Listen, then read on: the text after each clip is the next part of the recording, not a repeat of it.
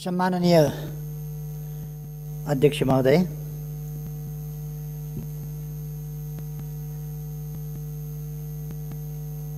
सबभन्दा पहिले त हामीले लामो सङ्घर्ष गरेर ल्याएको प्रणाली, हामीले लामो सङ्घर्ष गरेर ल्याएको संविधानले व्यवस्था गरे अनुसार यसपटक स्थायी संसदको रूपमा गरिमामय राष्ट्रिय सभाको व्यवस्था भएको छ र यसपटक राष्ट्रिय सभाको विशेष महत्त्व पनि देखिएको छ।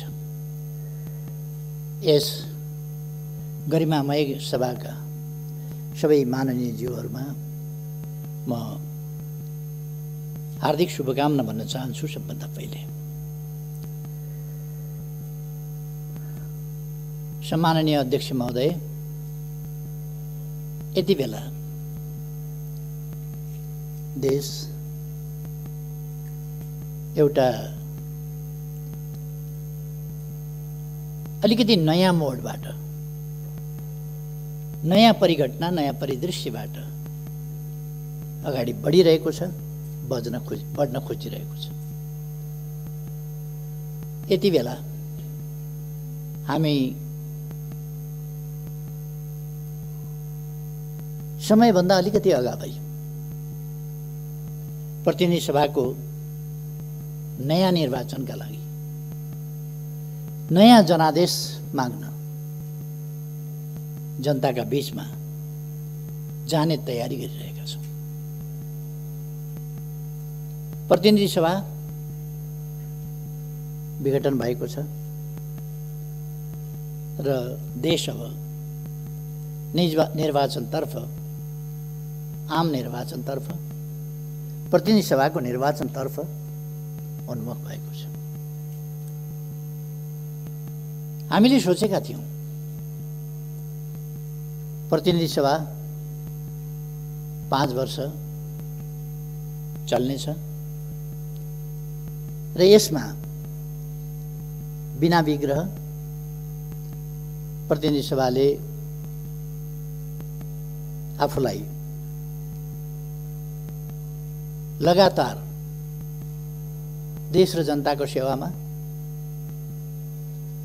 संविधानको रक्षा र कार्यान्वयनको सन्दर्भमा, संघीय लोकतान्त्रिक गणतन्त्रको रक्षा र कार्यान्वयनको सन्दर्भमा बिना व्यवधान काम गर्न पाउनेछ र हामी त्यसरी काम गरेर अगाडि जानेछौँ भन्ने हामीले सोचेका थियौँ। मैले पनि त्यही सोचेको थिएँ। नेपाली जनताले असाधारण विश्वासका साथ अत्यन्तै स्नेहपूर्वक हामीलाई जुन अभिभारा सुम्पिएका थिए, त्यस अभिभारालाई हामीले कर्तव्यनिष्ठताका साथ संविधान सम्मत ढङ्गले लोकतान्त्रिक प्रणालीका मूल्य, मान्यता र अभ्यासका सकारात्मक र उन्नत पक्षहरूलाई प्रयोग गरेर सरकार अघि बढिरहेको थियो। तर हामी सबैलाई थाहा छ, सरकारलाई काम गर्न दिने वातावरण बनेन। सरकारलाई काम गर्न नदिने, सरकारलाई काममा व्यवधान खडा गर्ने, जहिले पनि झमेला मात्रै सिर्जना गर्ने, केही व्यक्तिका व्यक्तिगत आकांक्षाहरू, महत्त्वाकांक्षाहरू र पदलोलुपता जस्ता कुराहरूले राष्ट्रिय राजनीतिलाई नै प्रदूषित गर्न खोज्ने, स्थिरता र स्थायित्वतर्फ देशलाई अघि बढ्न नदिएर राजनीतिलाई फेरि बहुमतलाई टुक्र्याउने, बहुमतलाई खण्डित गर्ने, बहुमतलाई ध्वस्त पार्ने र फेरि अस्वस्थ, अनुचित, अलोकतान्त्रिक लेनदेन, गठजोड, जालझेल, टिक्रम, षड्यन्त्र बाट देशको राजनीतिलाई फेरि 6 महिनामा प्रधानमन्त्री फेरिने खालको अस्थिरतातर्फ धकेल्ने,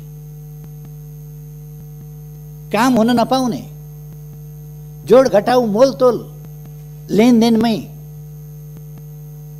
सरकारको समय बित्ने, संसदलाई प्रभावकारी ढङ्गले काम गर्न नदिने, कतिपय विधेयकहरू अड्काइदिने, सरकारले संसद समक्ष प्रस्तुत गरेका प्रस्ताव निर्णयार्थ प्रस्तुत पनि नगरिदिने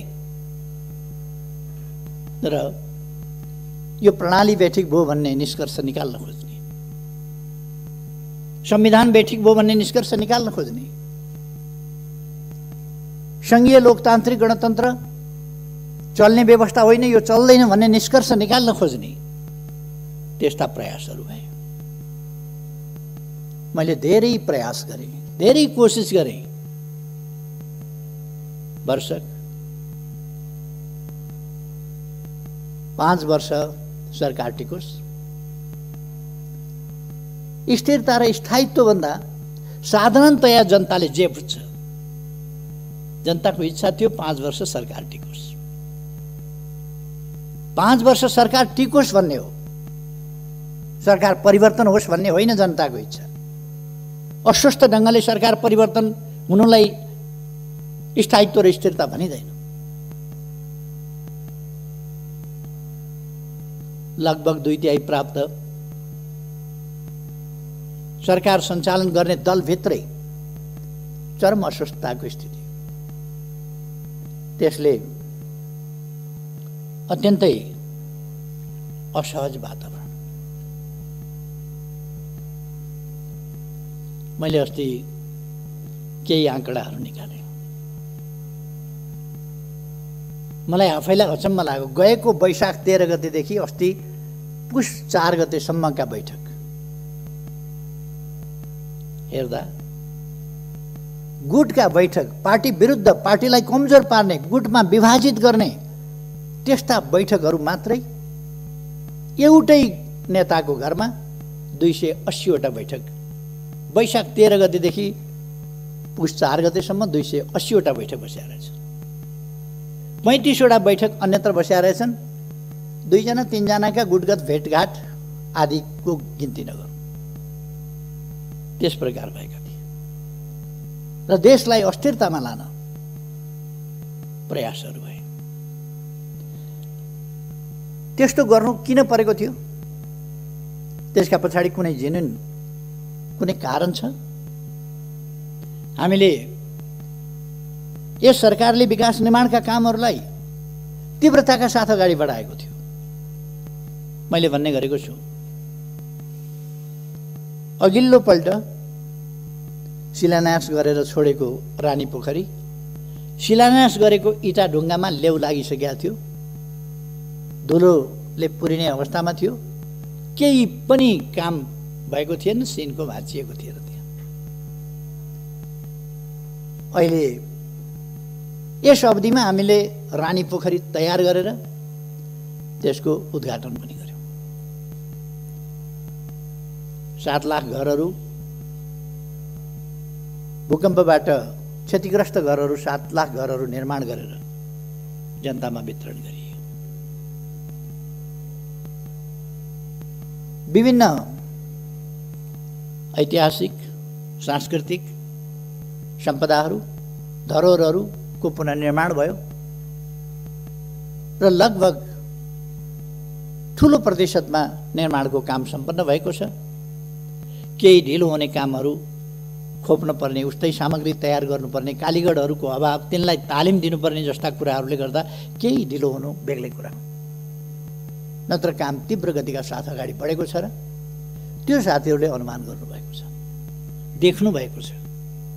अनुमान भन्दा पनि तपाईँहरूले अनुभव गर्नुभएको छ, त्यो देख्नु भएको छ। तसर्थ काम भएनन् भन्ने होइन, धरहरा को निर्माण सम्पन्न हुने बिन्दुतिर पुगिराखेको छ। साथीहरूले देख्नुभएको छ काठमाडौँको बाटाहरू, काठमाडौँ सहरको ब्युटिफिकेसन, सौन्दर्यीकरण देखि लिएर अरू कामहरू देख्नुभएको छ। यस बीचमा यो सरकार बन्नभन्दा अगाडि तराईमा कहीँ पनि ढलको व्यवस्था थिएन। अहिले 100 किलोमिटर ढलको व्यवस्था गरिएको छ र तराईका सहरहरू सफा राख्ने काम भएको छ। विराटनगर, जनकपुर, अनेक सहरहरूमा ढलको कामहरू विस्तार भएको छ। गएको आर्थिक वर्षमा मात्रै लगभग 6000 हेक्टर जमिनमा थप सिँचाइको प्रबन्ध भएको छ। विद्युतीकरण 92% भन्दा बढी विद्युतीकरण भएको छ विभिन्न ढङ्गले। सडकहरू गएको एक आर्थिक वर्षको कुरा गर्ने हो भने कोभिडले 4 महिना, अन्तिमका 4 महिनाहरू कोभिडले बर्बाद गर्यो, तैपनि 979 किलोमिटर सडक कालोपत्र गएको वर्ष मात्रै भएको छ। जम्मा 4500 भन्दा बढी किलोमिटर कालोपत्र भएको छ। डबल लेन, 4 लेन र 6 लेनका बाटाहरू, काफी कामहरू भएका छन्। कृषिको आधुनिकीकरणको सम्बन्धमा, व्यावसायिकीकरणको सम्बन्धमा कामहरू भएका छन्। त्यसलाई कार्यान्वयन गर्नका लागि विभिन्न देशहरूसँग हामीले सम्झौताहरू गरेका छौँ। त्यसको आधुनिकीकरण, कृषिको आधुनिकीकरणको सम्बन्धमा अहिले केही दिन अगाडि मात्रै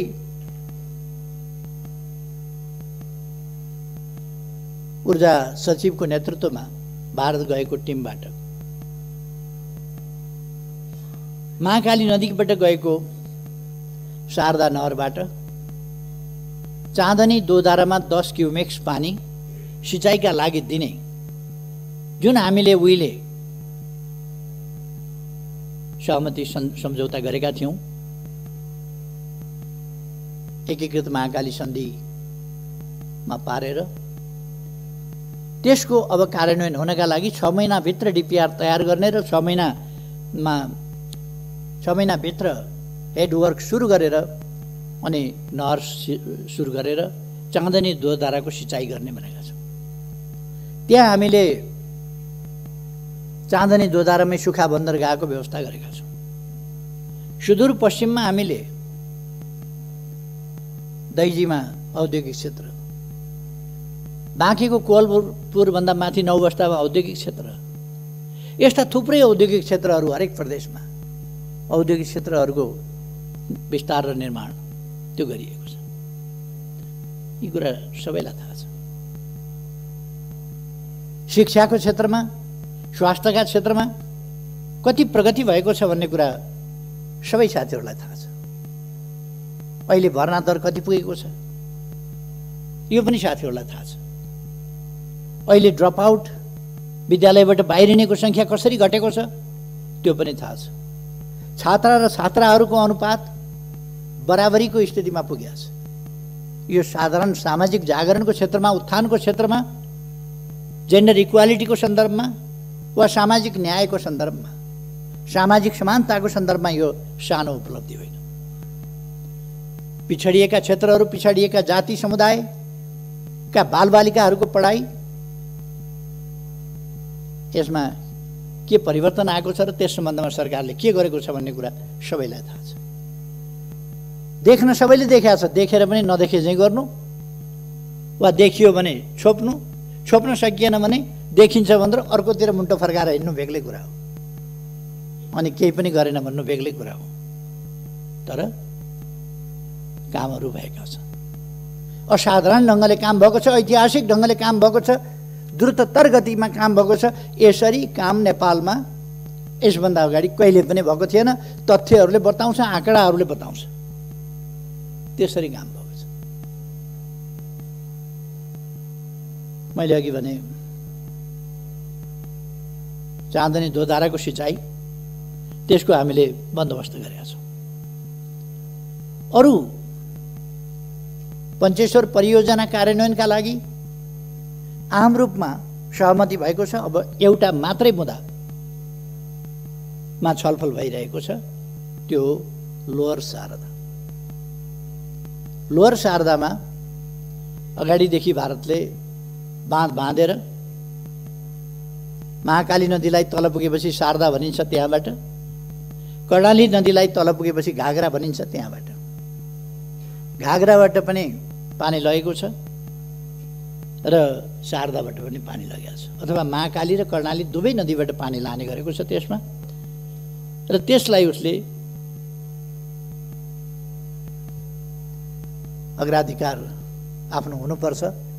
हामीले पहिले तल्लो तटीय राष्ट्रको पहिलेको प्रयोगलाई मान्यता दिने त्यो हक हामीले पाउनुपर्छ भनेर भारतले भनिरहेको छ र हामी त्यसको असर के पर्छ भन्ने कुराहरूको छलफल गरिरहेका छौँ। यो एउटा छलफलको विषय चलिरहेको छ। अरू विषयहरू लगभग मूल विषयहरू टुङ्गिएका छन्। तसर्थ हामी विभिन्न ढङ्गले अगाडि बढेका छौँ। कतिपय मानिसहरूले मलाई सोध्ने गर्छन्, तपाईँ प्रधानमन्त्री भएपछि भारतसँगको सम्बन्धमा व्यापक छलफल किन हुन्छ, बेसरी बहस किन हुन्छ, तपाईँ प्रधानमन्त्री भएपछि नै किन हुन्छ?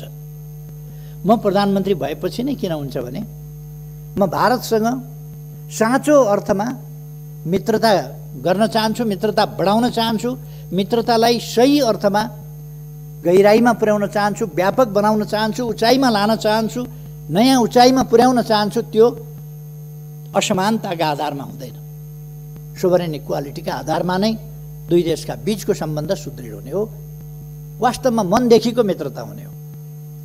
हाम्रो भूभाग हामीले प्राप्त नगरेर हडपिएको छ भने, भूभाग हडपिएको छ भन्ने थाहा छ, बोल्न नसक्ने, अनि सम्बन्ध राम्रै छ भन्ने, भित्रभित्र मन कुड्याउने, बाहिर बाहिर सम्बन्ध राम्रै छ भन्ने, त्यस्तो होइन। जहाँनेरि समस्या छ, सीमा सम्बन्धी समस्या छ भने त्यो मित्र राष्ट्रसँग हामीले खुलस्त छलफल गर्नुपर्छ, कुरा गर्नुपर्छ, हाम्रा समस्याहरू राख्नुपर्छ, हाम्रा अडानहरू राख्नुपर्छ, हाम्रा न्यायोचित तर्कहरू, हाम्रा भनाइहरू हामीले प्रस्तुत गर्नुपर्छ र त्यो न्यायोचित भनाइ हामीले पुरा गराउने प्रयास गर्नुपर्छ। त्यसकारण छलफल हुन्छ। 1928 देखि शारदा क्यानलबाट, शारदा नहरबाट उत्तराखण्ड र उत्तर प्रदेशको सिँचाइका लागि पानी गइराखेको छ 1928 देखि। अब 92 वर्षबाट 93 वर्षबाट हाम्रो खेतको सिरानबाट हाम्रो आधा हक भएको खोलाबाट पानी लगिएको छ। हाम्रो भूमि बाँझै छ, त्यो भूमिमा सिँचाइ हुनुपर्छ भनेर बोल्न नसक्ने, अनि त्यो भूमिमा सिँचाइ हुनुपर्छ भनेर वार्ता गर्दा तपाईँकै पालामा बहस किन हुन्छ? बढी बोलेर सम्बन्ध बिगार्यो भन्ने, अनि मुख ढालेर बस्ने, हाम्रो खेत बाँझो हुने, हाम्रो पानी हाम्रो खेतको सिरानबाट जाँदा हामीले हाम्रा खेतमा पानी चाहियो भन्न नसक्ने,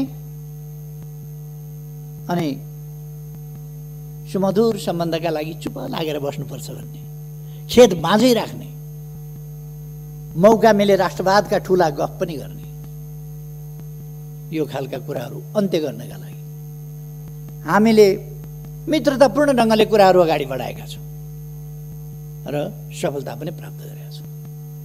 केही मानिसहरूलाई लागेको थियो हाम्रो भूभाग सामेल गरेर दोधारा, चाँदनी, के अरे लिम्पियाधुरा, लिपुलेख र कालापानी हाम्रा भूभाग सामेल गरेर नक्सा प्रकाशन गरेपछि अब सम्बन्धहरू बिग्रिन्छन्, बिग्रिए भनेर बिग्रिँदैन। हामीले अर्काको भूमि क्लेम गर्यौँ भने, अर्काको भूमिमा दाबी गर्यौँ भने सम्बन्ध बिग्रिन्छ। हाम्रो भूमिमा, सही भूमिमा दाबी गर्यौँ भने, सुगौली सन्धिबाट हामीले प्राप्त गरेको त्योभन्दा उताको त हामीले छोड्नु पर्यो।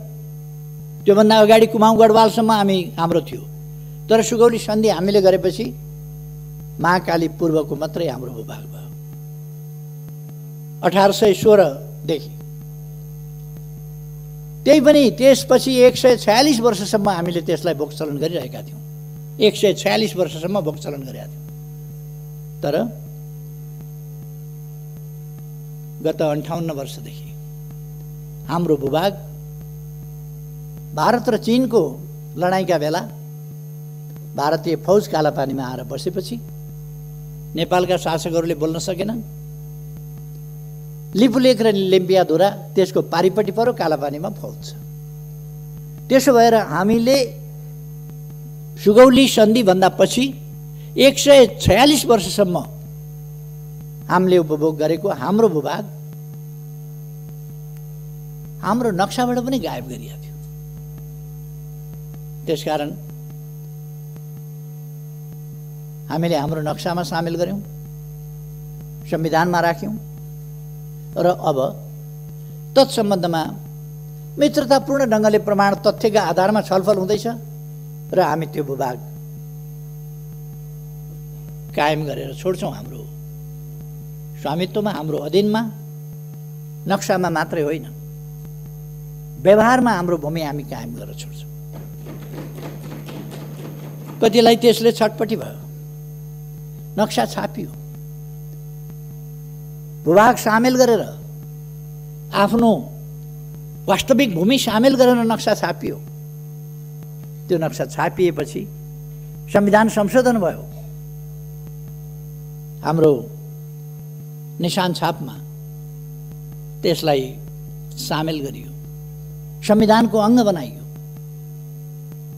यी सबै कुराले कतिपयलाई छटपटी हो। पहिलोपल्ट संविधान जारी गर्न पहल गरे बापत, संविधान दृढतापूर्वक जारी गर्न अगुवाई गरे बापत,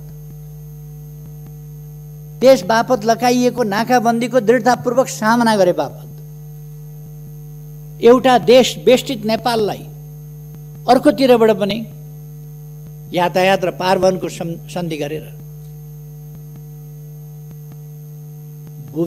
भूपरिवेष्टित होइन, भूजडित देशको रूपमा परिवर्तन गरेपछि, माथि उठाएपछि उत्तरी सिमानाका पनि थुप्रै नाकाहरू खोलेर हाम्रो उत्तरी क्षेत्रको जनजीवनलाई सहज सरल बनाउने अभियान सुरु गरेपछि, यस्ता थुप्रै कामहरू भएपछि हामीले रेल, पानी जहाज, जलमार्ग आदि समेतको उपभोग गर्ने भएपछि, संसद भवन पनि बनाउँछु भनेपछि, मन्त्री क्वार्टर पनि पुरानो भयो त्यसलाई पनि व्यवस्थित गर्छु भनेपछि, सांसद क्वार्टरहरू पनि बनाउँछु भनेपछि, सभा हलहरू पनि काठमाडौँमा बनाउँछु भनेपछि, लुम्बिनीमा बेग्लै परिवर्तन ल्याउँछु भनेपछि, लुम्बिनीमा 5000 अट्ने ध्यान केन्द्र र सभा हल निर्माण गर्छु भनेपछि, लुम्बिनीको उराट लाग्दो सिसौ गारीलाई एउटा बगैँचाको रूपमा परिणत गर्छु, बुद्ध भूमिको रूपमा भनेपछि, लुम्बिनीको एयरपोर्ट शीघ्र तयार गरेर त्यसलाई एउटा बुद्ध मार्गीहरूको, बुद्ध धर्मावलम्बीहरूको र अरूको समेत पर्यटकहरूको एउटा महत्त्वपूर्ण आगमन स्थलको रूपमा विकास गरेपछि, राजमार्गबाट सदरमुकाम र सीमासम्म 6 लेनका बाटाहरू, कहीँ 4 लेनका बाटाहरू निर्माण गर्ने भनेपछि, शहरीकरणको अभियानलाई तीव्र गतिका साथ अगाडि बढाएपछि, जनताका सुविधाका निम्ति अनेक कामहरू गरेपछि, आत्तिएर त्यस बेला पनि त्यो सही गठबन्धन तोडेर अर्कातिर हाम फाल्ने काम भएको थियो र त्यो सरकार ढाल्न पर्ने कारण कसैले बताओस्। त्यो सरकार ढाल्न पर्ने उचित कारण के थियो? कारण सही नसक्नु भएको विकास निर्माणले गर्दा, देशले छलाङ मारेकोले गर्दा भन्दा क्रमभङ्ग त भएको थियो नि, छलाङ त मारेको थियो नि, तर त्यसले महाविपत्तितिर देशलाई लगेको थिएन। त्यसकारण आपद पर्यो र त्यो सरकार ढालिएको थियो। यसपल्ट पनि विकास निर्माणका कामहरू तीव्रताका साथ हुँदैछन्। तातो पानी बाटो बन्दैछ, केरुङतिर अब टनेल बाटो पनि जाने, टनेल मार्गको पनि सर्वे भइरहेको छ। टनेल मार्गबाट पनि हामी केरुङ जान्छौँ र 1 घण्टाभित्र अब चिनिया बोर्डरमा जान्छौँ। कुनै पनि समयमा आवागमन अवरुद्ध नहुने किमाथाङ्गाको बाटो हामी तयार गर्दैछौँ। ओलाङचुङ गोलाको बाटो हामी तयार गर्दैछौँ। महाकाली करिडरको बाटो हामी तयारी गर्दैछौँ। महाकालीको पुल तपाईँहरूले हेर्नुभएको होला, निर्माण भइसक्न लागेको छ, आधाभन्दा बढी निर्माण भइसकेको छ। स्ल्याबहरू हाल्ने सबै अलिकति केही कामहरू बाँकी छ, त्यो पनि तयार हुन लागेको छ। झोलुङ्गे पुलले विस्थापित गर्ने तुइनहरूलाई टायरबाट तर्न पर्ने दुःखद स्थितिको अन्त्य गर्ने, तुइनबाट तर्न पर्ने महाकालीको स्थितिलाई अन्त्य गर्नका लागि त्यहाँ पुलहरू बनेका छन्। अनि छटपट्टि हो, के भनेर आलोचना गर्ने होला, के भनेर होच्याउने होला, उपलब्धिहरूलाई के भनेर ओझ्यालमा पार्ने होला, भिजनलाई के भनेर ओझ्यालमा पार्ने होला। यसै काममा केही मानिसहरू लागे, ईर्ष्या र डाले, अनि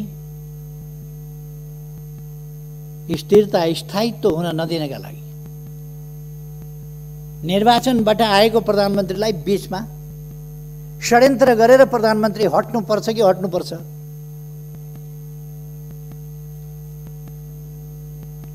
म धेरै केही नभनौँ,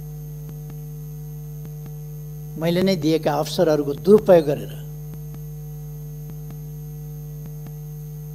उही सिंह बनाइदियो, सिंहले आफैलाई झम्टिने स्थिति,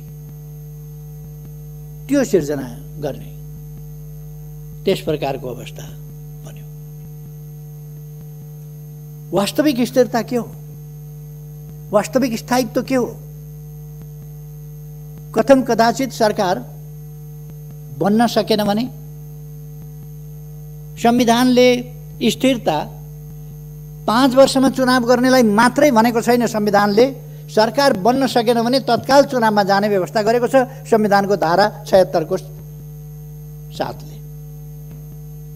तत्काल चुनावमा जाने व्यवस्था गरेको छ। सरकार बनेन भने, बहुमत कसैको आएन भने, 2 वा 2 भन्दा बढी दलहरू मिलेर सरकार बनेन भने,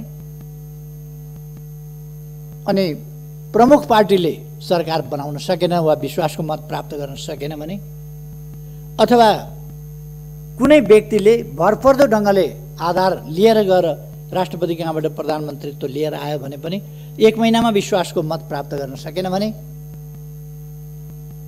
उनले प्रधानमन्त्रीले अल्पमतको मात्रै होइन, अल्पमतकोले पनि एउटा इन्डिभिजुअल प्रधानमन्त्रीले पनि, पार्टी बिनाको पनि हुन सक्छ, एउटा व्यक्ति सांसदले, दलको नेताले होइन, व्यक्ति सांसदले पनि यदि विश्वासको मत प्राप्त गर्न सकेन भने उसको सिफारिसमा राष्ट्रपतिद्वारा संसद विघटन हुन्छ र नयाँ प्रतिनिधि सभा निर्वाचनका लागि मिति तोकिन्छ, नयाँ मिति तोकिन्छ संविधानको धारा 76 को साथ। त्यसकारण चुनाव हुनु अस्थिरता होइन, अस्थिरता संविधान कार्यान्वयन सही ढङ्गले हुनु नहुनु हो। संवैधानिक बाटोबाट जाँदाखेरि अस्थिरता बनिँदैन। अस्थिरता त्यति बेला हुन्छ बाह्य शक्तिको इशारामा, बाह्य शक्तिको स्वार्थमा, जब देशका शक्तिहरू गोटी बन्न थाल्छन् र राष्ट्रिय राजनीतिलाई अस्थिरतातर्फ धकेल्न थाल्छन्, अस्वस्थतातर्फ धकेल्न थाल्छन्, विकास निर्माणका काममा व्यवधान पुर्याउन थाल्छन् र निर्वाचित प्रधानमन्त्रीलाई काम गर्न नदिने, अप्ठ्यारो पार्ने स्थितिमा जान थाल्छन् र त्यस्तो स्थितिमा निरीह हुनुपर्ने स्थिति आउँछ परिवर्तन उनीहरूले गर्न सक्छन्। हो, त्यस्तो स्थिति स्थायित्वको स्थिति होइन, स्थिरताको स्थिति होइन। अहिले स्थिरताको स्थिति हो, कसैले पनि प्रधानमन्त्री हटाउन सकेन, चाहेर पनि हटाउन सकेन। यो स्थिरताको स्थिति हो, स्थायित्वको स्थिति हो। कसैले चाहेर पनि फेरबदल गर्न सकेन। यो स्थिरता र स्थायित्वको स्थिति हो। कतिको भनाइ हुन सक्छ केपी ओलीले सडकको अध्यक्ष फलानालाई छोडिदिएको भएदेखि भइहाल्थ्यो भनेर। किन छोडिदिने त्यो थाहा छैन। किन छोड्ने, कसलाई छोड्ने? यो दान हो र कमण्डल थाप्ने बित्तिकै लौ भन्न दिने? यो मोहर सिक्का हो प्रधानमन्त्रीको जिम्मेवारी भनेको? यो जनताले सुम्पिएको अभिभारा हो, जो जुनसुकैलाई, जस्तोसुकैलाई, जुनसुकै विधिबाट सुम्पन सकिँदैन। त्यसकारण मैले बडो भारी मनका साथ 5 वर्ष राम्रै चलाउन पाएको भए हुन्थ्यो, तर अस्वस्थ गतिविधिका साथ कोही अध्यक्ष छोड भनेको छ, कोही के भनेको छ, प्रायोजित अनेक लगानीका सञ्चार माध्यमहरू प्रयोग गरेका छ। केही त्यस्तै खालका बुद्धिजीवीहरूको एउटा झुन्डलाई प्रयोग गरेका छ र देशमा अस्थिरता फिजाउने प्रयास, साझा प्रयास ती भइरहेको छ।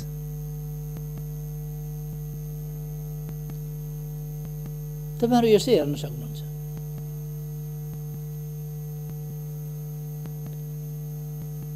सञ्चार माध्यमहरुमा हेर्न सक्नुहुन्छ।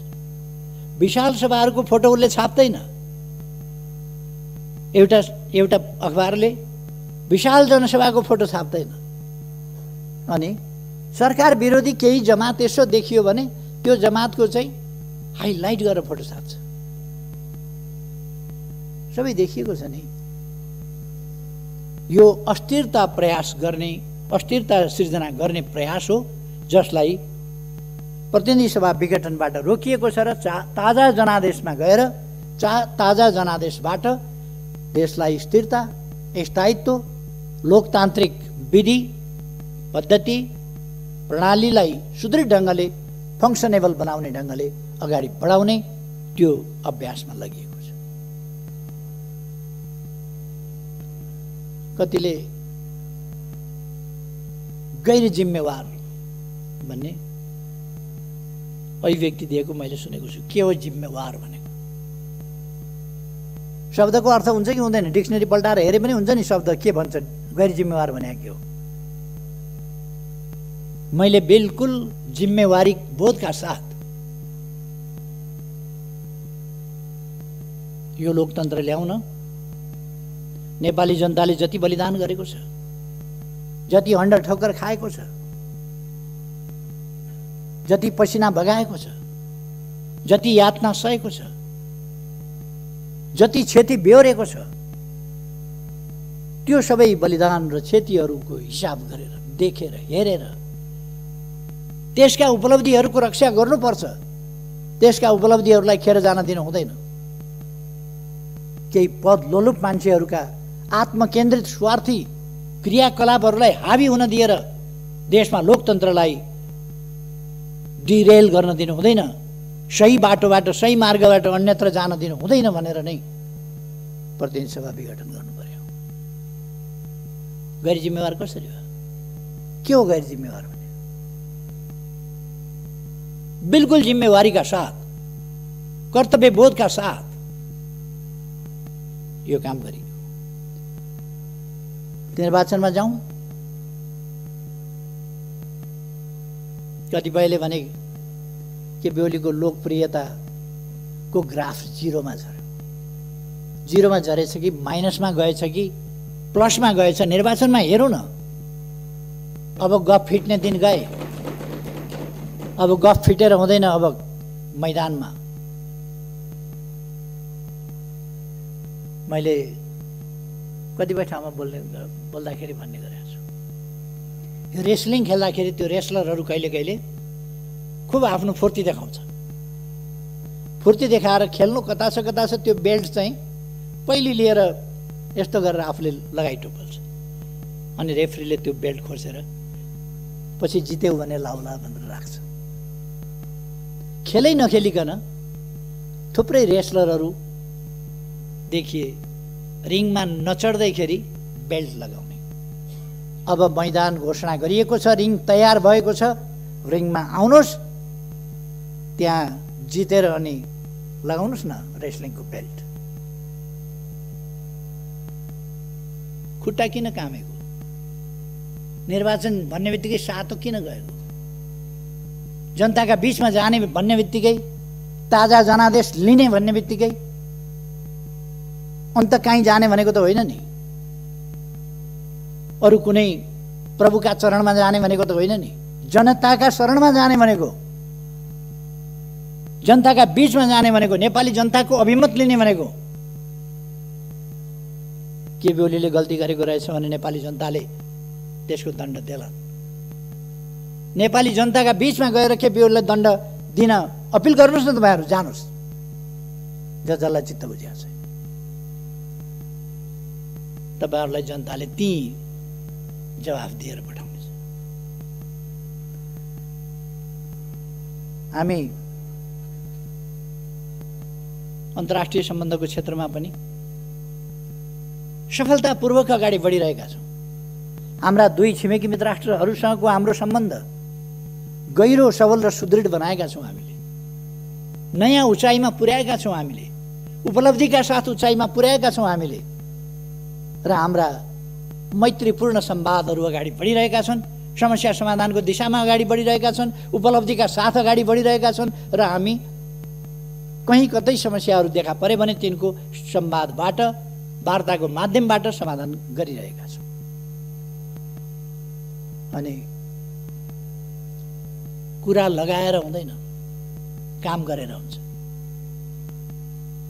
कुरा फिटेर हुँदैन, काम काटेर हुन्छ। अब त्यसकारण म कुरा फिट्ने मित्रहरूलाई भन्न चाहन्छु, काममा तुलना गरौँ। कुनै पनि समयका कुनै पनि सरकार, कसैको पनि नेतृत्वको सरकार भन्दा, कुनै पनि अवधिको भन्दा यति बेलाका कामहरूको तीव्रता। अहिले कोभिड-19 छ, फेरि पनि हामीले कोभिड-19लाई अहिले पनि हामी सोशल डिस्टेन्स मेन्टेन गरेर बसिरहेका छौँ। कोभिड-19लाई हामीले जनतामा जागरण फैलाएर, चेतना फैलाएर, सामाजिक दूरी कायम गर्न आग्रह गरेर, हात धुन अनिवार्य, हात धुन आह्वान गरेर, मास्क लगाउन आग्रह गरेर र विभिन्न जडीबुटी जन्य कुराहरूको प्रयोग गर्न, तातो पानीले घाँटी नाक मुख सफा गर्न सिकाएर कोभिडको सामना गरिरहेका छौँ। र कोभिड एकपल्ट वात्तै बढेको देखिए पनि फेरि कोभिड कम हुँदै गएको छ। हामी अब भ्याक्सिन ल्याउने तयारीमा छौँ। छिटै भ्याक्सिन ल्याउँछौँ र भ्याक्सिन ल्याइसकेपछि कोभिडको ठुलो समस्या रहँदैन। कोभिडको समस्या हामी समाधान गर्छौँ। मैले कोभिड सुरु हुने बित्तिकै भने सबभन्दा महत्त्वपूर्ण यस सरकारलाई नेपाली जनताको ज्यान छ। नेपाली जनताको जीवन सबभन्दा महत्त्वपूर्ण कुरा हो। सबभन्दा महत्त्वपूर्ण जीवन सुरक्षा पहिलो कुरा हो, पहिलो कर्तव्य हो सरकारको। हामी त्यसै गरी काम गर्छौँ। र हामीले त्यस मूल मन्त्रलाई नै ध्यानमा राखेर जनताको जीवन रक्षा, निःशुल्क स्वास्थ्य उपचार, भविष्यका लागि हामीले के गरेका छौँ त्यो साथीहरूले देख्नुभएको छ, सुन्नुभएको छ, थाहा पाउनुभएको छ। एकै दिन हामीले 396 अस्पतालहरू शिलान्यास गर्ने कार्यक्रम राखेका थियौँ। तर विभिन्न कारणले अर्को दिन गर्नु पर्यो, केही ठाउँहरूमा तयारी नपुगेर 309 स्थानमा एकै दिन 309 स्थानमा हामीले शिलान्यास गऱ्यौँ अस्पतालहरू। नेपालको इतिहासमा यस्तो रेकर्ड खोज्नुहुन्छ एक दिनमा होइन, वर्ष दिनमा 309 अस्पताल शिलान्यास भएको कुनै वर्ष देखाउनुहुन्छ? तर अहिलेको सरकार एकै दिनमा 309 अस्पताल शिलान्यास गर्छ। एक वर्षमा कसैले गरेको थियो? अनि यी कुराहरू त गर्न भएन। अनि जनताले नबुझ्ने, जनताका सरोकार नभएका विधि पद्धति के बुझ्ने जनताले? पद्धति न पद्धति लाउन हुन्छ न पद्धति खाना हुन्छ। बिचरा जनतालाई सुनाइदिएछ विधि पद्धति। रोजगारीका कुरा गरौँ, गरिबी हटाउने कुरा गरौँ, खानाका कुरा गरौँ, वस्त्रका कुरा गरौँ, आवासका कुरा गरौँ, छोराछोरी पढाउने कुरा गरौँ, बिरामी हुँदा उपचार गराउने कुरा गरौँ, जनताका अधिकारका कुरा गरौँ, समानताका कुरा गरौँ। हिमाल पहाड तराई सबै क्षेत्रको उत्थानका कुरा गरौँ, पूर्व पश्चिम मेची महाकाली सबै ठाउँको उत्थानका कुरा गरौँ, सबै जातिका सबै भाषा बोल्ने, सबै आस्था विश्वासका जनता, सबै पेशा व्यवसायका जनताको उत्थानको कुरा गरौँ।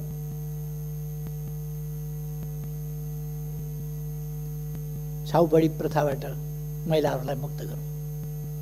समानताका अधिकारतर्फ, महिला सशक्तिकरणको बाटोबाट, महिला शिक्षाको बाटोबाट, सामाजिकरणको बाटोबाट, सहभागिताको बाटोबाट महिलाहरूको आत्मविकास, क्षमता र आत्मविश्वास विकास गर्दै सहभागिता वृद्धि गरौँ। अनि मात्रै हामी देश विकास गर्न सक्छौँ। देशका सबै जनतालाई सक्षम बनाऊ। हाम्रा भविष्य बालबालिकाहरूको विशेष हेरचाह गरौँ। त्यसकारण सरकारले बालबालिकाको हेरचाहका लागि गर्भावस्थादेखि जीवन पर्यन्त विभिन्न प्रकारका कार्यक्रमहरू ल्याएको छ। अहिले समय अभावमा म ती सबै कुराहरूमा जान चाहन्छु। सरकारले गरेको छ अनेक कार्यक्रमहरू यहाँहरूले देख्नु भएको छ। हामीले जाति जनजातिहरूका भावनाहरूको सम्मान गरेका छौँ। आज मात्रै बसेको मन्त्री परिषद बैठकले माघीको दिनलाई एउटा राष्ट्रिय उत्सवको रूपमा मनाउन, माघीको दिन सार्वजनिक बिदा दिने निर्णय गरेको छ। यो खाली थारू जातिको लागि मात्रै होइन, अरू अनेक जात जातिहरूका लागि माघे सङ्क्रान्ति सबैले मनाउँछ। र थारू जातिका लागि, अरू कतिपय जातिहरूका लागि यो विशेष चाड हो, विशेष पर्व हो। त्यसकारण हामीले माघीको बिदा गर्न गएका छौँ। अथवा जनताको भावनाप्रति, जनताका समस्याप्रति, जनताको आस्थाप्रति यो सरकार अत्यन्तै संवेदनशील छ, सजग छ र त्यसमा क्रियाशील पनि छ। तसर्थ म आग्रह गर्न चाहन्छु, कुनै भ्रममा पर्नुपर्ने जरुरी छैन। केही आरोपहरू मान्छेहरूले उछालेका छन्, यो विघटन असंवैधानिक छ भनेर, संविधान विपरीत छ भनेर। त्यस्ता मान्छेहरूलाई म संविधान राम्ररी पढ्न सुझाव दिन चाहन्छु। कमसेकम संविधान पढ्नुहोस् अनि संविधान सम्मत छ कि छैन भन्ने बहसमा उत्रिनुहोस्। संविधान सम्मत छ कि छैन भन्ने कुरा आग्रहपूर्ण ढङ्गले सम्मानित सर्वोच्च अदालतलाई दबाव दिने ढङ्गले, स्वतन्त्र ढङ्गले न्याय निरूपण गर्न बाधा पुर्याउने हिसाबले काम भइरहेका छ। कुनै अधिवक्ता प्रधान न्यायाधीशलाई वर्तमान र भविष्य सम्झिएर फैसला गर्नुहोस्, यो भनेको धम्की होइन। वर्तमान र भविष्य सम्झिएर फैसला गर्नुहोस् प्रधान न्यायाधीशलाई भन्ने एउटा वकिलले। अराजकताको पनि हद हुन्छ। केही वर्ष न्यायालयमा जागिर खाने बित्तिकै अहिले पनि आफै न्यायालयमा छु भने जस्तो गरेर केही पूर्व न्यायमूर्तिहरू कस्तो न्याय दिनुभएछ उहाँहरूले आफ्ना समयमा भन्ने मलाई अचम्म लाग्छ। कस्तो न्याय दिनुभयो होला? सडकमा ओर्लिएर न्यायालयलाई, स्वतन्त्र न्यायालयलाई उहाँहरू ललकारिरहनु भएको छ। यस्तो हुन्छ, यस्तो हुँदैन। के सर्वोच्च अदालतमा वकालत नपढिकन पुग्नुभएको छ मान्छे? बिना अनुभव पुग्नुभएको छ मान्छे? के त्यो पत्रकार सम्मेलन गर्ने र वक्तव्यबाजी गर्नेहरूले मात्रै कानुन पढाएको छ, अरूले पढाएको छैन? उहाँहरूले दबाब दिने मनसायले काम गर्नुभएको छ। राजनीतिक पक्षधारताको हिसाबले काम गर्नुभएको छ। स्वतन्त्र देखिने, नागरिक समाज भनिने, बुद्धिजीवी भनिने, अनि पक्षधर्ताका साथ आफ्नो हैसियतको दुरुपयोग गरेर न्यायालयलाई दबावमा पार्न खोज्ने। म भन्न चाहन्छु, न्यायालयले दबावमा पर्न हुँदैन। सरकार र मैले नेतृत्व गरेको पार्टी नेकपा, त्यसले अदालतको स्वतन्त्रता, स्वतन्त्र न्यायपालिका, शक्ति पृथकीकरणको सिद्धान्त त्यसलाई मान्दछ, त्यसलाई कदर गर्छ, सम्मान गर्छ। अहिलेको संविधानले संवैधानिक विषयहरूमा संवैधानिक इजलास गठन गरेर त्यसबाट फैसला हुने भनेको छ। अब त्यसबाट गर्न पाइँदैन भनेर एक थरी कहाँ कानुन पढेछन् तिनीहरूले? संवैधानिक इजलासको व्यवस्था संविधानको व्यवस्था हो कि होइन? अनि बकवास गरेर हिँड्ने। वास्तवमा यी तरिकाहरू उपयुक्त होइनन्। म सबैलाई आग्रह गर्न चाहन्छु, लोकतन्त्रमा शक्ति पृथकीकरण भन्ने एउटा सिद्धान्त हुन्छ। व्यवस्थापिका, कार्यपालिका, न्यायपालिका।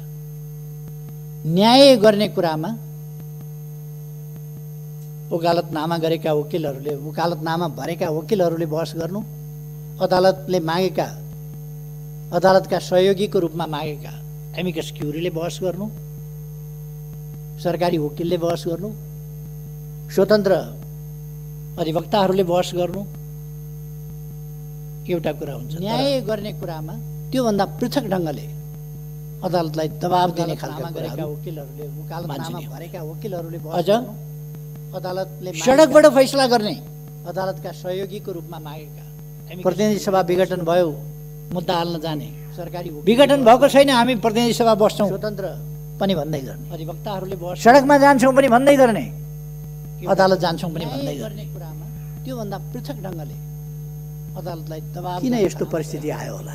यो अवस्था किन आयो होला? म अझ अदालतले सडकबाट फैसला गर्ने, यस गरिमामय सदनलाई जानकारी गराउनु चाहन्छु। प्रतिनिधि सभा विघटन भयो मुद्दा हाल्न जाने, सरकारी विघटन भएको छैन हामी प्रतिनिधि सभा बस्छौँ यो अवस्था पनि भन्दै गर्ने, अधिवक्ताहरूले बहस सडकमा जान्छौँ अहिले पनि हामी देख्न सक्छौँ, अदालत जान्छौँ पनि भन्दै गर्ने। यद्यपि यो एउटा पार्टी विशेषको, रुलिङ पार्टी विशेषको आन्तरिक मामला हो, तर यो अवस्था सामान्य कुरा होइन। एउटा रुलिङ पार्टीभित्रको, बहुमत प्राप्त पार्टीभित्रको समस्या। गरिमामय सदनलाई जानकारी गराउनु। चुनाव घोषणा गरेपछि त चुनावको सामना गर्नका लागि सिंगै पार्टी एकजुट भएर जानुपर्ने होइन र? एकजुट भएर जानुपर्ने नि, सिंगै पार्टी एकजुट भएर जानुपर्ने।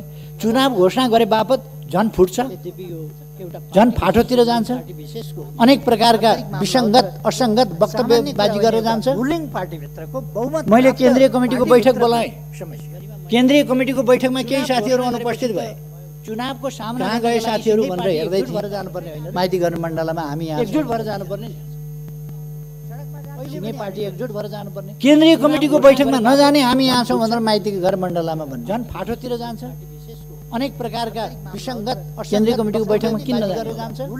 अर्को दिन हेरेको मैले केन्द्रीय कमिटी पार्टीको नाम, पार्टीको चुनाव चिन्ह सूर्य, पार्टीको झन्डा, लोगो, छाप अरूलाई नदिनु होला हामी हौँ भनेर कार्की ब्याङ्केटबाट पत्र पठाइएछ निर्वाचन। केन्द्रीय कमिटीको बैठकमा नजाने हामी यहाँ छौँ भनेर। म नेकपाको कुरा गर्दैछु, नेकपाको, कार्की ब्याङ्केटको होइन, जसको प्रथम अध्यक्ष म।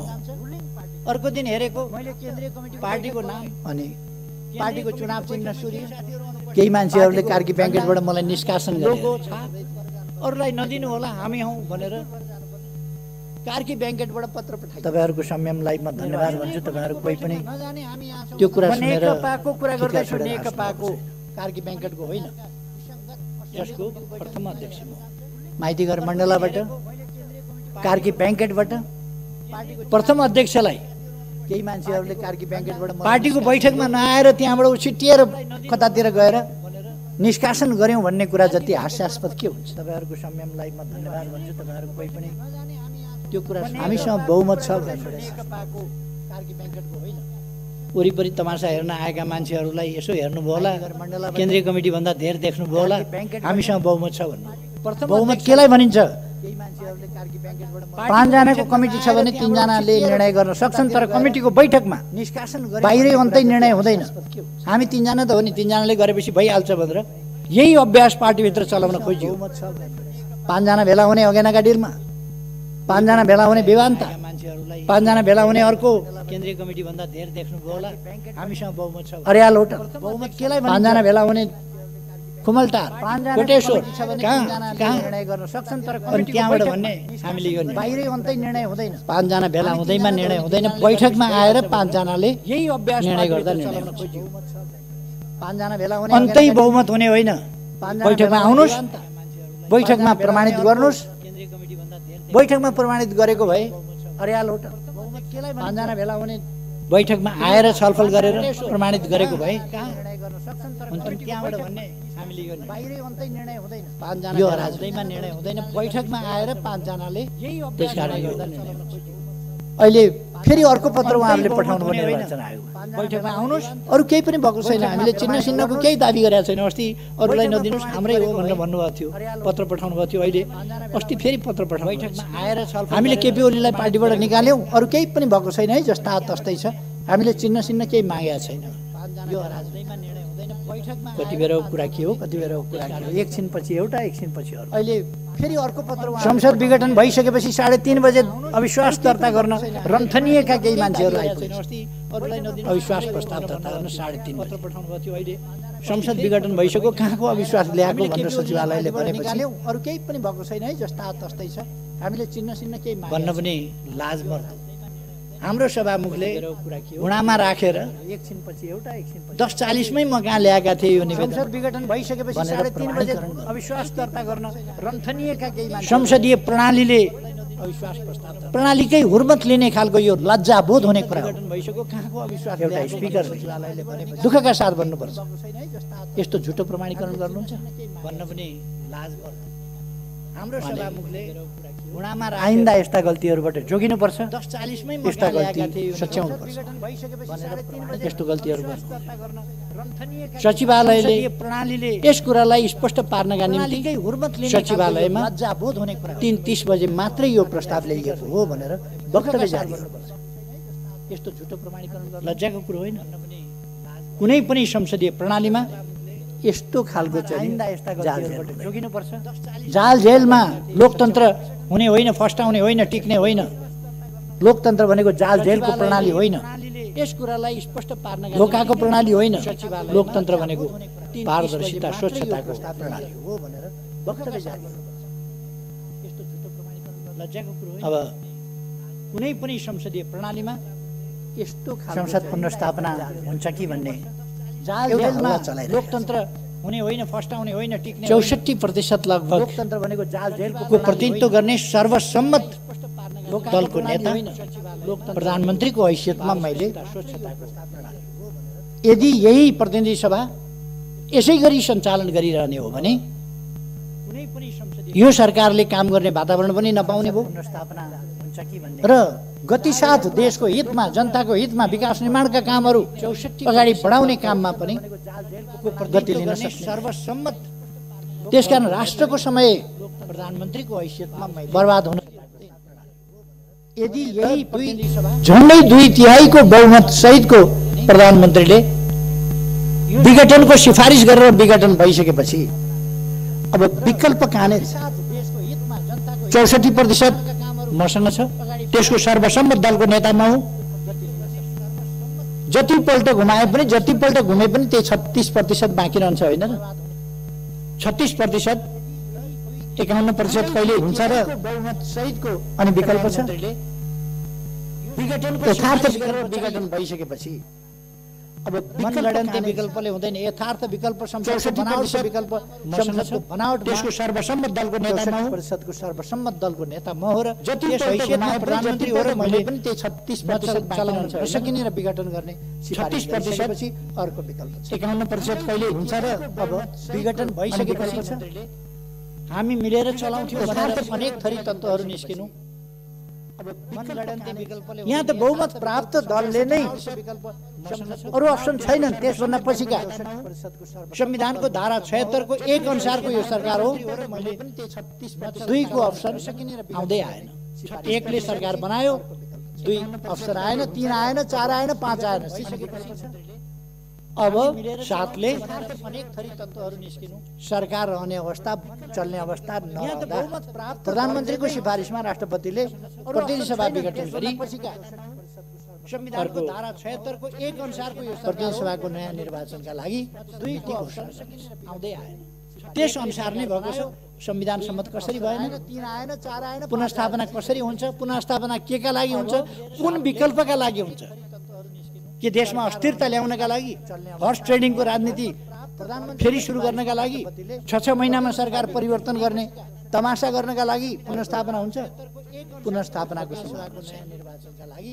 पुनर्स्थापना कुनै हालतमा पनि हुन सक्दैन त्यो संविधानले संविधान सम्मत कसरी भएन 3 आएन 4 आएन पुनर्स्थापना केही मानिसहरूले संविधानमा विघटन गर्ने लेखेका छैन कुन विकल्पका लागि विघटन गर्ने किन लेखेका छैन धारा 76 को हर्स ट्रेडिङको राजनीति उपधारा 7 सुरु गर्नका लागि प्रधानमन्त्रीको सिफारिसमा राष्ट्रपतिले प्रतिनिधि सभा विघटन गरेर पुनर्स्थापना हुन्छ नयाँ मिति तोक्नेछ नयाँ निर्वाचनका लागि भन्ने व्यवस्था प्रधानमन्त्रीले विघटन गर्न पाउँदैन भन्ने संविधानमा कहीँ लेखेको छ संविधानको धारा 85 ले भन्छ 85 ले अगावै विघटन भएमा बाहेक 76 अगावै विघटन हुने कल्पना त संविधानले गर्यो उपधारा 7 अगावै विघटन भएमा बाहेक यस प्रतिनिधि सभाको कार्यकाल 5 वर्षको हुन्छ अगावै विघटन भएमा बाहेक अगावै विघटन हुँदाखेरि प्रधानमन्त्रीले विघटन गर्न पाउँदैन भन्ने 3 वर्षको मात्रै पनि हुँदो रहेछ संविधानको धारा अगावै विघटन हुँदा चाहिँ झन्डै 3 वर्षको मात्रै पनि हुँदो रहेछ अगावै विघटन भएमा त्यसकारण अगावै विघटन भएमा बाहेक कल्पना त संविधानले गर्यो अर्को कुनै विकल्प अगावै विघटन भएमा बाहेक अर्को कुरा प्रतिनिधि सभाको कार्यकाल 5 वर्षको हुन्छ देशको कार्यकारी अधिकार बाहेक अगावै विघटन यो राजनीतिक प्रश्न हो यो संवैधानिक र कानुनी प्रश्न वास्तवमा होइन यो राजनीतिक प्रश्न हो देश कसरी चल्छ कसरी चलाउनु पर्छ यो राजनीतिक प्रश्न हो र यस राजनीतिक प्रश्नलाई कानुनी प्रश्नको रूपमा संवैधानिक प्रश्नको रूपमा अदालतले इन्टरटेन गरिरहनु भन्दा यसलाई केही भनिरहनु नपर्ने भनेर बर्खास्त गर्नुपर्छ खारिज गरिदिनुपर्छ किनभने यो पोलिटिकल डिसिजन हो यो पोलिटिकल डिसिजनले पोलिटिक्सलाई संविधान सम्मत ढङ्गले लोकतान्त्रिक प्रणालीको राजनीति अन्तर्गत अभ्यासमा अगाडि जान दिनुपर्दछ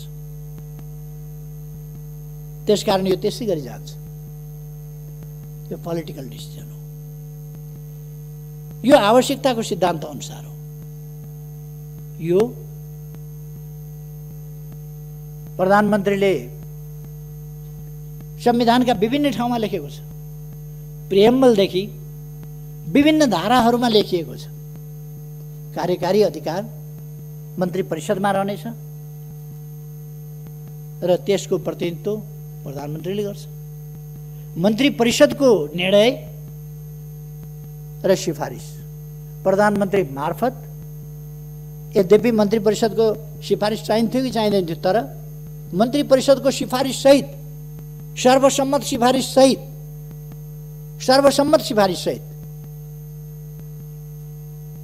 केही साथीहरूले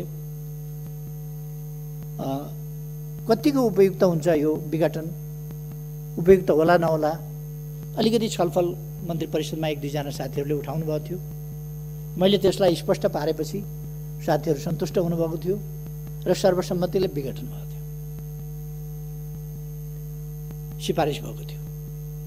सिफारिस भइसकेपछि र विघटन भइसकेपछि कुन नेताले कसलाई तान्यो, कसको स्वार्थ कता गाँसियो, कसको स्वार्थमा धक्का पर्यो, त्यो बेग्लै कुरा हो। त्यसर्थ यो मन्त्री परिषदको सर्वसम्मत निर्णयका आधारमा प्रधानमन्त्रीद्वारा गरिएको सिफारिसमा राष्ट्रपतिद्वारा भएको विघटन, राष्ट्रपतिको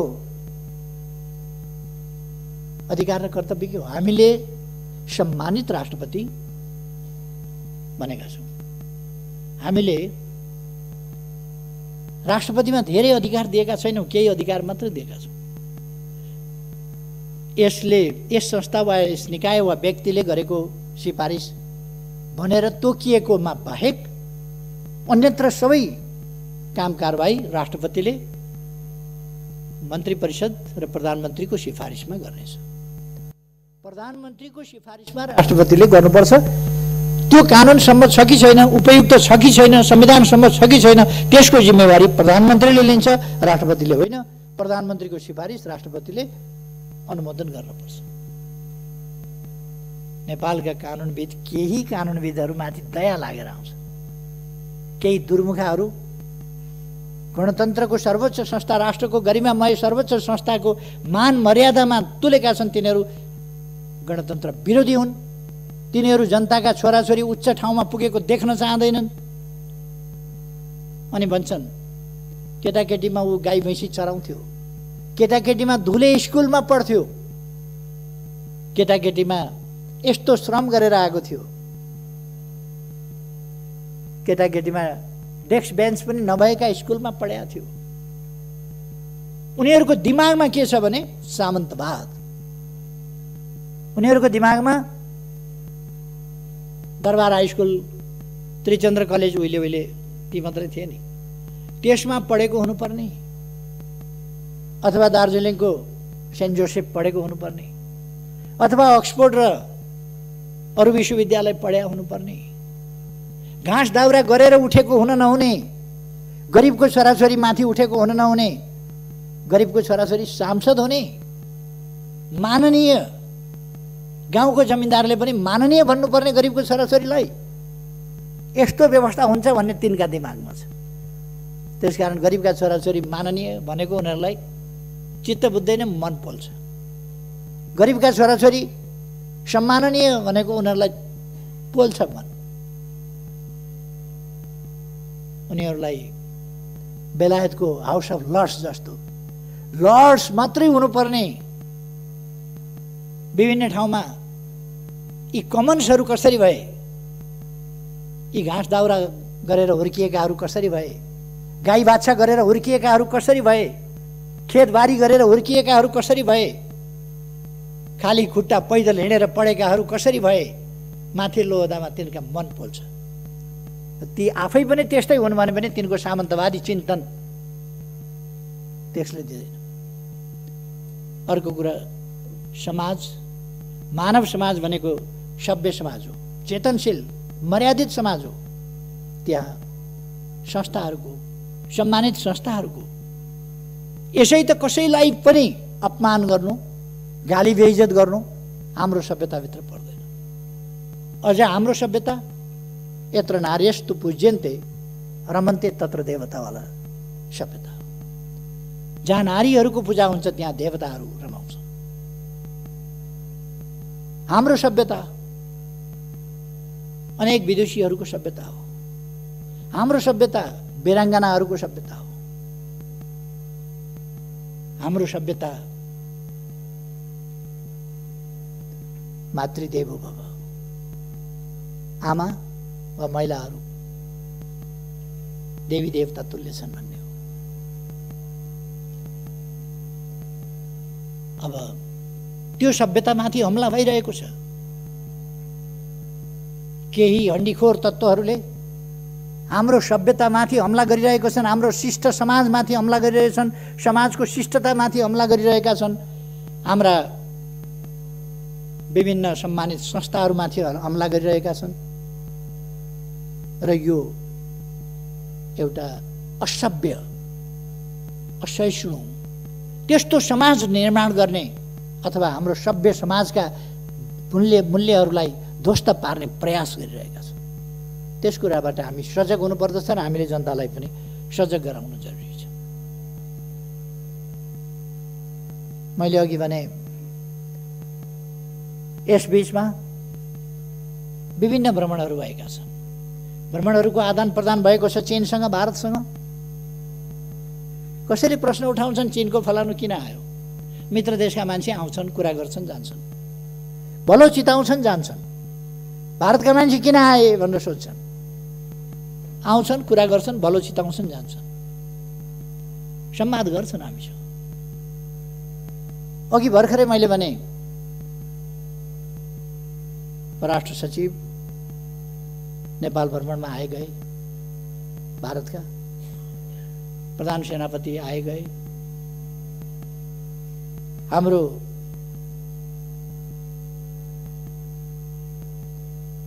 तर्फबाट पनि त्यस्तै आदान प्रदानहरू भए। भर्खरै केही दिन अगाडिको मात्रै कुरा गरेँ। अघि मैले ऊर्जा सचिवको नेतृत्वमा एउटा टिम गयो, उपलब्धिपूर्ण वार्ता भए।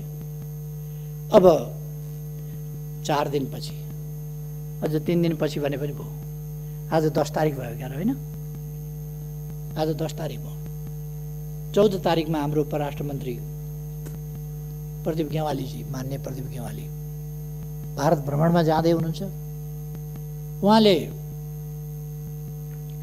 हामीले हाम्रो भूभाग समेत सामेल गरेर छापेको नक्सा अथवा नक्सामा छापिएको भूभाग समेतका विषयहरू, विभिन्न विषयहरूमा छलफल गर्नुहुनेछ र हाम्रो भारतसँगको सम्बन्धलाई अझ व्यवहारिक रूपमा सफलतापूर्वक अगाडि बढाउन योगदान गर्नुहुनेछ। हामी यसरी एउटा सफलतापूर्वक अगाडि बढिरहेको समयमा छौँ। अब निर्वाचनमा देश गइसकेका छ। म सम्माननीय अध्यक्षज्यू मार्फत सबैमा आग्रह गर्न चाहन्छु, देशवासीमा आग्रह गर्न चाहन्छु, कुनै भ्रममा, अन्योलमा, अलमलमा पर्ने आवश्यकता छैन। यो लोकतन्त्र, यो संघीय लोकतान्त्रिक गणतन्त्र, यसलाई व्यवस्थित गर्ने र व्यवस्थित ढङ्गले परिचालन गर्ने संविधानलाई व्यवहारमा उतार्ने, कार्यान्वयन गर्ने हाम्रा प्रयास र अभ्यासहरू, तदनुसारका कानुनहरू र त्यस अनुसारका अभ्यासहरू, लोकतन्त्रका अभ्यासहरू अनुसार हामी अगाडि बढिरहेका छौँ।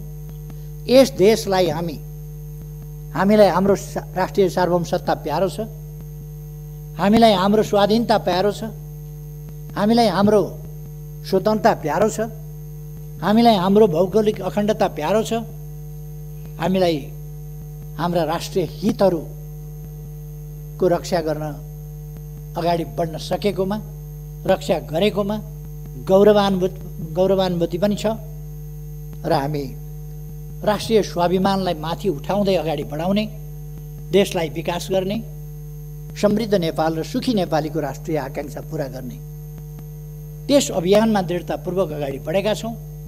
यो अभियान एउटा दल विशेषको मात्रै अभियान होइन, सरकारको मात्रै अभियान होइन। यो अभियान सरकार र सबै नागरिक समाज, सम्पूर्ण राजनीतिक दलहरू, सबै सङ्घ संस्था सङ्गठनहरू र सिङ्गै समाजको साझा राष्ट्रिय आकांक्षा हो समृद्ध नेपाल, सुखी नेपाल। त्यसका लागि हामीलाई लोकतन्त्रको रक्षा गर्नु छ, सुदृढीकरण गर्नु छ, कार्यान्वयन गर्नु छ, व्यवहारिक रूपमा र अगाडि बढ्नु छ। त्यही दिशामा हामी अगाडि बढिरहेका छौँ। यस दिशामा अगाडि बढ्न म सबैमा हार्दिक आग्रह गर्न चाहन्छु। भ्रम फिजाउने शक्तिहरू, अल्मल्याउने शक्तिहरू, नेपाललाई बर्बाद पार्न खोज्ने शक्तिहरू क्रियाशील छन्। तिनका भ्रमबाट मुक्त रहन म सबैमा आग्रह गर्न चाहन्छु। भ्रमबाट मुक्त रहौँ र हामी दृढतापूर्वक हाम्रो देशको स्वाभिमान, स्वाधीनता र स्वाभिमानलाई व्यावहारिक रूपमा कार्यान्वयन गर्दै र माथि उठाउँदै अगाडि बढौँ। अहिले आगामी निर्वाचनले यस सम्बन्धमा एउटा नयाँ टर्निङ पोइन्ट ल्याइनेछ। दलहरूका बीचमा शुद्धिकरण सम्बन्धी यो एउटा गम्भीर झट्का हो। यसै गरेर अहिले जसरी राजनीतिक दलहरू चल्न खोजेका छन् यसरी होइन, शुद्धिकरणका साथ राजनीतिक दलहरू अब चल्नुपर्दछ। राजनीतिक दलभित्र रहेका अस्वस्थता, अवाञ्छित गतिविधि, विचारहीनता, भिजनहीनता, गन्तव्यहीनता, स्वार्थहरूको खेल, स्वार्थहरूको लडाईँ, यसैलाई राजनीति बनाउने र जनतालाई गुमराहमा पार्ने खालका यस्ता प्रयासहरूलाई किनारा गर्नुपर्छ, असफल बनाउनु पर्दछ। र शुद्धिकरणका साथ राजनीतिक दलहरू अब नयाँ जोस जाँगरका साथ नयाँ शुद्धिकरण, नयाँ सुदृढीकरण, नयाँ एकता, नयाँ गतिका साथ हामी गन्तव्यतर्फ अगाडि बढ्नुपर्छ। अहिले राष्ट्रले लिएको बाटो यही बाटो हो जो बिल्कुल सही छ। आत्मविश्वासका साथ अगाडि बढ्न म आग्रह गर्न सबैलाई चाहन्छु। र अध्यक्ष महोदय, म यहाँलाई समय दिनुभएकोमा धेरै धेरै धन्यवाद भन्न चाहन्छु र आफ्नो भनाइ टुङ्ग्याउँछु। धन्यवाद।